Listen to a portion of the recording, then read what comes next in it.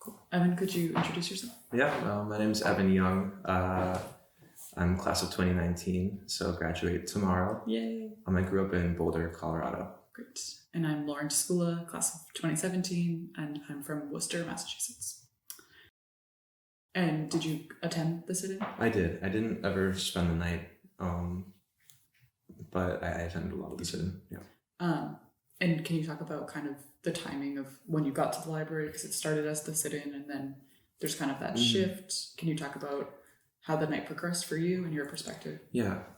So I didn't get there originally, but I was one of the, I think, within the first 100 or so people in the area, which I don't remember when it started, but early to mid-afternoon, at least, something like that, was when I got there. And I was on the main floor to start. I kind of wandered around because I wanted kind of to see different vantage points and just kind of experience the space. Yeah, so I'm trying to remember because it was a long time ago. Take your time.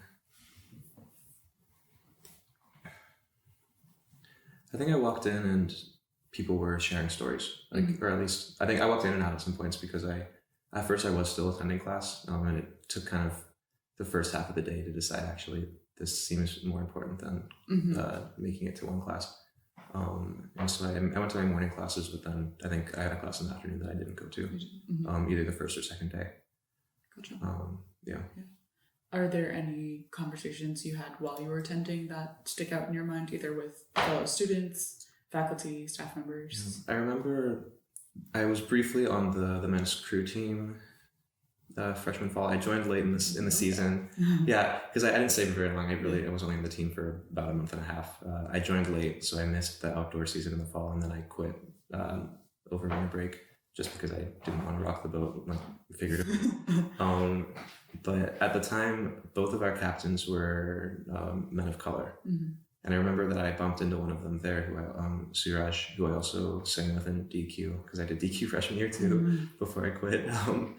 And I think it was him or someone on the team told me that there had been 3 of the other first years who were all white and had been working out in the gym. And Boyko, the coach, actually kicked them out of the gym and said, you should go to this, because if you don't, you'll regret it for the rest of your life. Wow. Whether or not that's true, I don't know, but they did come because Boyko kind of pushed them to. Push them out. Yeah. And that surprised me, I remember. I remember hugging people and just trying to show solidarity. Right. And I think I recognized that it wasn't really my place to take up space. And so I kind of stayed in the back, or just watching and listening to people sharing stories. One moment that sticks out, I remember, is someone, I think he was an Arab student, was sharing something about Israel, as he was sharing a story. And then almost immediately after, someone else said, we just heard that there are some Jewish students who feel uncomfortable. And for me, it was a weird moment because I think I still struggle with anti-Semitism and anti-Zionism, because I feel like they often get mixed up, and I don't remember the moment clear enough to know what was exactly how it was going on. Yeah. But I remember that sticking out to me as just a moment when I felt uncertain of my own identity and my experience in relation to the larger uprising. Gotcha. Did you talk through that with anyone, or was it not really just internal? Internal, yeah. Can you speak to kind of how the days unfolded from that initial day, and Frost continues to be occupied, and kind of how conversations went in the days following the initial protest? I don't remember exactly how it unfolded. I remember, do you know if Biddy came, what day she came on? I think she came the second day. Second day. Yeah. So first day, I feel, in my memory, it was just kind of student stories. That's mainly what stuck in my memory. And I think I spent most of the first day on the first floor, and the second day I went up to the balcony. It was looking down because I remember when Biddy came, I was up on the balcony. And that was also when the 3 students said that they were going to go on a hunger strike. Oh, yeah. I'm trying to think what else. It's okay if you I remember near the end of the time, it was in the evening, I think, some faculty and staff had come in, and we actually formed circles, and we were just kind of talking. And I don't remember what we talked about in my group. We were with a STEM professor. I forget his name. And he's Asian. And kind of talking about model minority. I think that came into the conversation. And I don't remember much beyond that. Gotcha. Are there any changes? Like, so you were here for 2 months of Amherst before the uprising happened. Is there anything concrete that you saw as changes following uprising, or just changes in interactions with people kind of after the uprising? I think it's difficult because I didn't really experience much of Amherst before uprising, but I imagine, and I think hearing from some older students, that students seem to feel more vocal, or at least feeling more empowered to voice frustrations. And that's something that I think is a positive thing.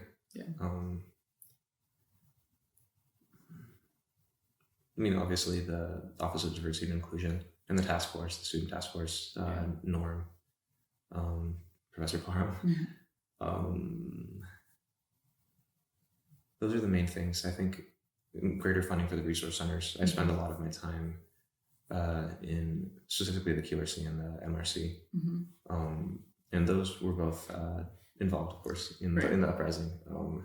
The QRC had the like queer compound on the second floor of the library, and I didn't spend a lot of time there because it was kind of secluded.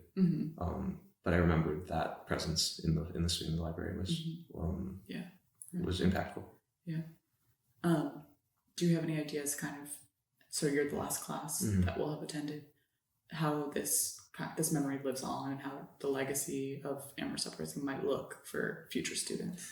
I think something that I always really appreciate about things like this, and also experiencing Black Alumni Weekend with people like Christine and Kristen coming back, was kind of the continuing relationships after people graduate with current students, because there's the term institutional memory, right? That because students, and to a slower extent usually faculty, are cycling through administrators, that things get lost. And if a tactic's been tried before and fails, or people don't know the details of how to do things, you kind of lose all of that. Even, I know a professor had mentioned,